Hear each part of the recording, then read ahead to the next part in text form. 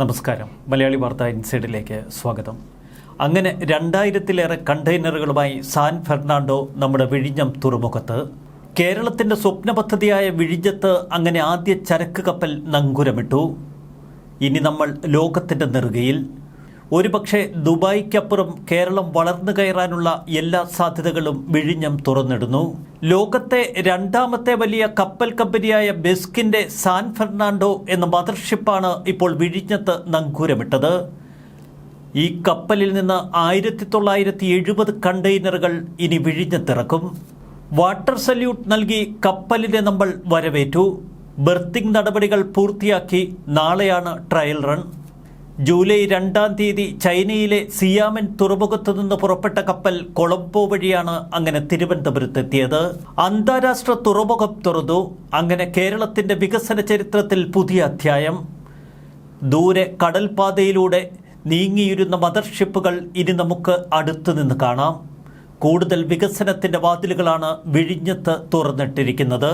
പതിറ്റാണ്ടുകൾ നീണ്ട സ്വപ്ന സാക്ഷാത്കാരം. ചരക്ക് കപ്പലെത്തി ട്രയൽ റൺ പൂർത്തിയാക്കുന്നതോടെ വിഴിഞ്ഞം തുറമുഖം യാഥാർത്ഥ്യമായി. ബെർത്തിങ് കഴിഞ്ഞാൽ ഇമിഗ്രേഷൻ, കസ്റ്റംസ് ക്ലിയറൻസ് എന്നിവ പൂർത്തിയാക്കേണ്ടതുണ്ട്. പബ്ലിക് ഹെൽത്ത് ഓഫീസർ നൽകുന്ന മെഡിക്കൽ ക്ലിയറൻസ്. പിന്നാലെ കണ്ടെയ്നറുകൾ തീരത്തേക്ക്. വിഴിഞ്ഞത്ത് സജ്ജമാക്കിയ കൂറ്റൻ ക്രെയിനുകളാകും ചരക്കുകൾ ഇറക്കുക. 2000-ലധികം കണ്ടെയ്നറുകൾ. അതിൽ 2000-ഓളം കണ്ടെയ്നറുകൾ വിഴിഞ്ഞത്തിറക്കുന്നത് കൂറ്റൻ ക്രെയിനുകൾ തന്നെ. CI2 തൊഴിലാളികൾ അവിടെ നോക്കുകൂലി വാങ്ങുമോ എന്ന് കാത്തിരുന്ന് കാണാം. കേരളത്തിൽ എന്തെങ്കിലുമൊക്കെ വികസനമെത്തുമ്പോൾ അവിടെ പ്രതിഷേധവും പ്രശ്നങ്ങളുമായി എത്തിയിരുന്ന CI2 പോലുള്ള തൊഴിലാളി സംഘടനകൾക്ക് അവിടെ കാര്യമായതൊന്നും ചെയ്യാൻ കഴിയില്ല. ഇന്ത്യയിൽ മറ്റൊരു തുറമുഖത്തിനും അവകാശപ്പെടാനാകാത്ത അത്ര ശേഷിയുള്ള 8 ഷിപ്പ് ടു ഷോർ ക്രെയിനുകളും 23 യാർഡ് ക്രെയിനുകളുമാണ് ഒരുക്കിയിരിക്കുന്നത്. പൂർണ്ണമായി ഓട്ടോമേറ്റഡ് സംവിധാനം. ചരക്കിറക്കും കയറ്റവുമൊക്കെ ഇത് നിയന്ത്രിക്കും. പടുകൂറ്റൻ ഷിപ്പ് ടു ഷോർ ക്രെയിൻ ഉപയോഗിച്ച് കണ്ടെയ്നറുകൾ കപ്പലിൽ നിന്നിറക്കും.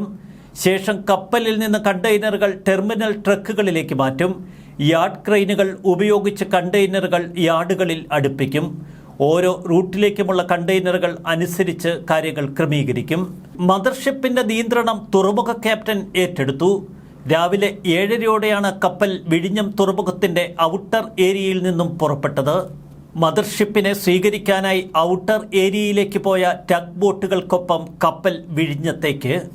സാൻ ഫെർണാണ്ടോ കപ്പൽ വിഴിഞ്ഞത്തെത്തിയത് ഏറെ ആഹ്ലാദകരമായ ചരിത്ര നിമിഷമെന്നാണ് മന്ത്രി VN വാസവൻ. നാളെ മുഖ്യമന്ത്രിയുടെ നേതൃത്വത്തിൽ കപ്പലിനെ ഔദ്യോഗികമായി സ്വീകരിക്കും. സ്വപ്നം തീരമണയുന്നു എന്ന് മുഖ്യമന്ത്രി തൻ്റെ ഫേസ്ബുക്കിൽ കുറിച്ചു. വെള്ളിയാഴ്ച കേരളത്തിനു വേണ്ടി സാൻ ഫെർണാണ്ടോയ്ക്ക് ഔദ്യോഗിക സ്വീകരണം നൽകുമെന്നും മുഖ്യമന്ത്രിയുടെ വാക്കുകൾ. ഉളുപ്പ് അതുമാത്രം എത്രയുണ്ട് എന്ന് സമൂഹ മാധ്യമങ്ങളിൽ ചിലർ തിരികെ ചോദിക്കുന്നു. അതിന് ചില പ്രത്യേക കാരണങ്ങളുണ്ട്. BJP വക്താവ് സന്ദീപ് വചസ്പതി ഫേസ്ബുക്ക് കുറിപ്പിൽ കമ്മ്യൂണിസ്റ്റ് പാർട്ടിയോട് ചോദിക്കുന്നതും അതുതന്നെ. ഛർദിൽ വാരി വിഴുങ്ങാൻ നിങ്ങൾക്ക് സാധിക്കുമോ? പക്ഷേ ചിലർക്ക് കഴിയും. അവരുടെ പേരാണ് കമ്മ്യൂണിസ്റ്റുകൾ. സർ CP രാമസ്വാമി അയ്യർ വിഭാവനം ചെയ്തതാണ് വിഴിഞ്ഞം തുറമുഖം. MV രാഘവൻ, ഉമ്മൻചാണ്ടി എന്നിവരുടെ പരിശ്രമവും നരേന്ദ്രമോദി സർക്കാരിൻ്റെ ഇടപെടലും മൂലമാണ് പദ്ധതി യാഥാർത്ഥ്യമായത്. നിരവധി അപവാദങ്ങളും കുപ്രചരണങ്ങളും മറികടന്ന് ഒരു നാടിൻ്റെ സ്വപ്നത്തിന് കൂട്ടുനിന്ന അദാനിയുടെ നിശ്ചയദാർഢ്യമാണ് പദ്ധതിക്ക് ജീവൻ നൽകിയത്. മുൻ സർക്കാർ ഒപ്പിട്ട പദ്ധതി മുന്നോട്ട് കൊണ്ടുപോകുക എന്നത് പിന്നീട് വരുന്ന ഓരോ ഭരണകൂടത്തിൻ്റെയും ബാധ്യതയാണ്. അത് നിറവേറ്റുക മാത്രമാണ് ഇടത് സർക്കാർ ചെയ്തത്. പക്ഷേ കേരള വികസനം പതിറ്റാണ്ടുകളോളം വൈകിപ്പിച്ചവർ എന്ന ദുഷ്പേര് എത്ര അച്ചുനിർത്തിയാലും മായ്ക്കാനാവില്ല. വരും തലമുറ നിങ്ങൾക്ക് മാപ്പ് നൽകില്ല. വിഴിഞ്ഞം തുറമുഖ പദ്ധതി ആരംഭിച്ചപ്പോൾ അന്ന് ദേശാഭിമാനിയുടെ മുൻ പേജ് നിറയെ ഒരു വാർത്ത. കടൽ കൊള്ളയെന്നാണ് അതിൻ്റെ ടൈറ്റിൽ. വിഴിഞ്ഞം പോർട്ടിൻ്റെ വികസനം അദാനിയെ ഏൽപ്പിച്ചതിനെതിരെയായിരുന്നു അന്ന് ദേശാഭിമാനി ശബ്ദമുയർത്തിയത്. കടലിന് കണ്ണീരിൻ്റെ ഉപ്പ്, മത്സ്യബന്ധനത്തിന് മരണമണി എന്നൊക്കെ ദേശാഭിമാനി അന്ന് അച്ചുനിരത്തി. എന്നാൽ ഇന്നത്തെ ദേശാഭിമാനി ബഹുവിശേഷമാണ്. വികസന തീരമുണരുന്നു എന്നാണ് ഇന്ന് ദേശാഭിമാനിയുടെ മുഖ്യ തലവാചകം.